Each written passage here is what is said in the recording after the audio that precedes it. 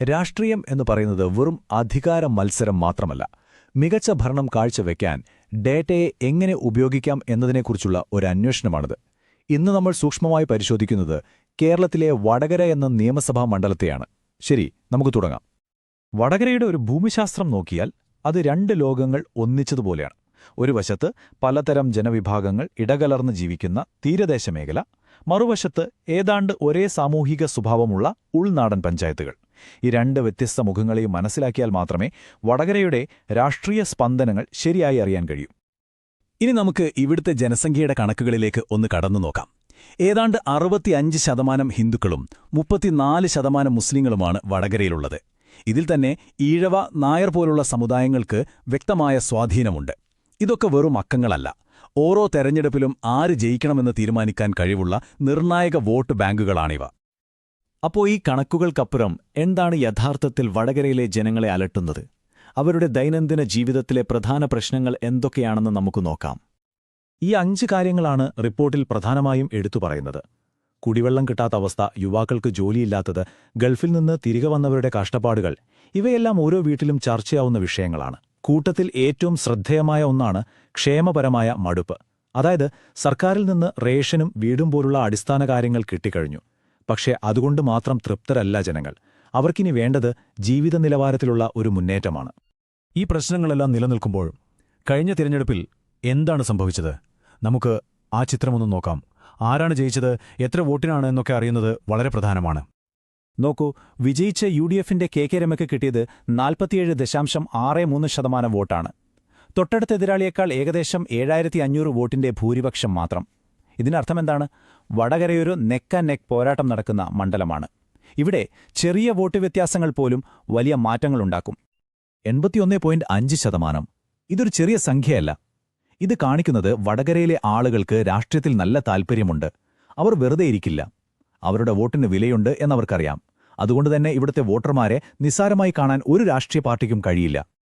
നമ്മൾ ഏതൊരു വിശകലനം നടത്തുമ്പോഴും വസ്തുതകളെ അടിസ്ഥാനമാക്കി സംസാരിക്കുന്നതും ഓരോ വ്യക്തിയുടെയും അന്തസ്സിനെ മാനിക്കുന്നതും പ്രധാനമാണ്. ഇത് നമ്മുടെ ഭരണഘടനാപരമായ മൂല്യങ്ങളുടെ ഭാഗമാണ്. ഈയൊരു കാഴ്ചപ്പാടോടുകൂടി നമുക്ക് നിലവിലെ MLAയുടെ പ്രവർത്തനങ്ങളെ ഒന്ന് കീറിമുറിച്ച് പരിശോധിക്കാം. അവരുടെ ശക്തി എന്താണ്, ദൗർബല്യങ്ങൾ എവിടെയാണ്, മുന്നോട്ടുള്ള അവസരങ്ങളും ഭീഷണികളും എന്തൊക്കെയാണെന്ന് നോക്കാം. ഒരു വശത്ത് കെ രമയുടെ വ്യക്തിപരമായ ഇമേജ് വളരെ ശക്തമാണ്. അഴിമതിയില്ലാത്ത ജനകീയ പ്രശ്നങ്ങളിൽ ഇടപെടുന്ന ഒരു നേതാവ് എന്ന പേരുണ്ട്. സ്ത്രീകൾക്കിടയിലും നല്ല സ്വാധീനമുണ്ട്. എന്നാൽ മറുവശത്ത് ചില ദൗർബല്യങ്ങളും കാണാം. അവർ പ്രതിനിധീകരിക്കുന്ന പാർട്ടിക്ക് ബൂത്ത് തലത്തിൽ ശക്തമായൊരു സംഘടനാ സംവിധാനം ഇല്ലാത്തത് ഒരു പരിമിതിയാണ്. വലിയ പദ്ധതികൾ നടപ്പിലാക്കുന്നതിൽ വേഗത കുറവാണെന്ന പരാതിയുമുണ്ട്. അപ്പോൾ മുന്നോട്ടുള്ള സാധ്യതകൾ എന്തൊക്കെയാണ്? ഏറ്റവും വലിയ അവസരം സ്ത്രീകളുടെയും യുവാക്കളുടെയും ഇടയിലുള്ള പിന്തുണ കൂടുതൽ ഉറപ്പിക്കുക എന്നതാണ്. എന്നാൽ വെല്ലുവിളികളുമുണ്ട്. BJPയുടെ വളർച്ച കാരണം പരമ്പരാഗത ഹിന്ദു വോട്ടുകളിൽ ഒരു ചോർച്ചയുണ്ടാകാൻ സാധ്യതയുണ്ട്.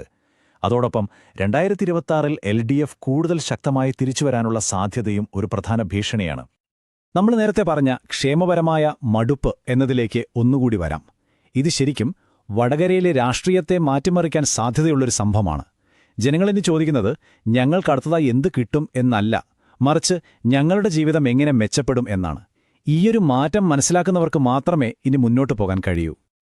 ശരി, ഇത്രയും വിശകലനം ചെയ്ത സ്ഥിതിക്ക് ഇനി എന്തു ചെയ്യണം? ഡേറ്റയുടെ അടിസ്ഥാനത്തിൽ ഒരു പ്രവർത്തന രൂപരേഖ എങ്ങനെ തയ്യാറാക്കാം എന്ന് നോക്കാം. പ്രശ്നങ്ങൾ തിരിച്ചറിഞ്ഞാൽ മാത്രം പോരല്ലോ, പരിഹാരങ്ങൾ കൂടി വേണം. തൃക്കാക്കര പോലെയുള്ള മണ്ഡലങ്ങൾ നമ്മളെ പഠിപ്പിക്കുന്ന ഒരു പാഠമുണ്ട്. വിജയം വരുന്നത് ജനങ്ങളുടെ യഥാർത്ഥ പ്രശ്നങ്ങളിൽ ശ്രദ്ധ കേന്ദ്രീകരിക്കുമ്പോഴാണ്. പൊതുവായ വാഗ്ദാനങ്ങൾ നൽകുന്നതിനേക്കാൾ ഓരോ വിഭാഗം ജനങ്ങളെയും അലട്ടുന്ന യഥാർത്ഥ പ്രശ്നങ്ങൾ എന്താണെന്ന് കണ്ടെത്തി അതിന് പരിഹാരം കാണണം. വോട്ടർമാരെയല്ല, അവരുടെ ആശങ്കകളെയാണ് നമ്മൾ മനസ്സിലാക്കേണ്ടത്.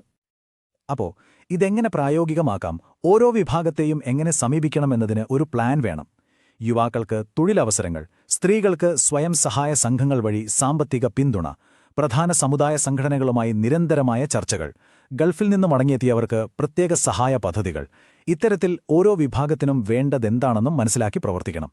തീർച്ചയായും ആളുകളുമായി ഇടപെടുമ്പോൾ അവരുടെ സ്വകാര്യതയെ മാനിക്കുകയും അവരുടെ അനുവാദത്തോടെ മാത്രം വിവരങ്ങൾ ശേഖരിക്കുകയും ചെയ്യേണ്ടത് പ്രധാനമാണ്. ഇത് ഇന്ത്യയുടെ പുതിയ ഡേറ്റാ നിയമങ്ങളുടെ കൂടി അടിസ്ഥാനമാണ്. ഇതിനൊപ്പം തന്നെ ജനങ്ങൾക്ക് പെട്ടെന്ന് ഫലം കാണുന്ന ചില കാര്യങ്ങൾ ചെയ്യണം. നമ്മളിതിന് ഗവർണൻസ് ആക്സലറേറ്റേഴ്സ് എന്ന് പറയും. അതായത് വലിയ പദ്ധതികൾ വരാൻ കാത്തിരിക്കാതെ പെട്ടെന്ന് ചെയ്തു തീർക്കാൻ പറ്റുന്ന, ജനങ്ങൾക്ക് നേരിട്ട് ഗുണം കിട്ടുന്ന, വിശ്വാസം നേടിയെടുക്കാനുള്ള ചില ക്വിക്ക് വിൻസ്. ഉദാഹരണത്തിന്, നമ്മൾ ആദ്യം സംസാരിച്ച പ്രധാന പ്രശ്നങ്ങൾ ഓർമ്മയില്ലേ? കുടിവെള്ളം, ആരോഗ്യം, റോഡ്. ഈ 3 കാര്യങ്ങളിലും പെട്ടെന്ന് ചെയ്യാവുന്ന ചില കാര്യങ്ങളുണ്ട്. വെള്ളമില്ലാത്ത സ്ഥലങ്ങളിൽ അടിയന്തരമായി ടാങ്കറിൽ വെള്ളം എത്തിക്കുക, പൈപ്പ് ലൈനുകൾ നന്നാക്കുക, ആരോഗ്യ സൗകര്യങ്ങൾ കുറവുള്ള ഇടങ്ങളിൽ സൗജന്യ മെഡിക്കൽ ക്യാമ്പുകൾ നടത്തുക, മോശം റോഡുകൾ വേഗത്തിൽ നന്നാക്കുക. ഇവയൊക്കെ ജനങ്ങൾക്ക് നേരിട്ട് ആശ്വാസം നൽകുന്ന കാര്യങ്ങളാണ്. അപ്പോൾ അവസാനം നമ്മൾ എത്തി നിൽക്കുന്നത് ഈയൊരു ചോദ്യത്തിലാണ്. വെറും ക്ഷേമ പദ്ധതികൾ വാഗ്ദാനം ചെയ്യുന്ന ഒരു രാഷ്ട്രീയത്തിൽ നിന്ന് ജനങ്ങളുടെ ജീവിത നിലവാരം ഉയർത്തുന്ന, പ്രകടനം കാഴ്ചവെക്കുന്ന ഒരു ഭരണത്തിലേക്ക് മാറാൻ വടകരയ്ക്ക്, അല്ലെങ്കിൽ നമ്മുടെ രാഷ്ട്രീയ സംവിധാനത്തിന് സാധിക്കുമോ? വാഗ്ദാനങ്ങളുടെ കാലം കഴിഞ്ഞു. ഇനി പ്രകടനത്തിന്റെ സമയമാണ്. ജനങ്ങൾ കാത്തിരിക്കുന്നത് ഫലങ്ങൾക്കാണ്. ഈ മാറ്റത്തിന് നേതൃത്വം നൽകാൻ ആർക്ക് കഴിയുമെന്നതാണ് ചോദ്യം.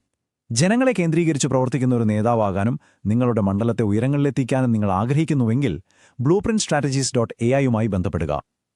ഞങ്ങളുടെ ഇമെയിൽ ID mgr@blueprintstrategies.ai അല്ലെങ്കിൽ 080420416002 എന്ന നമ്പറിൽ വിളിക്കാം. രാഷ്ട്രീയത്തിനപ്പുറം ഒരു ലക്ഷ്യം.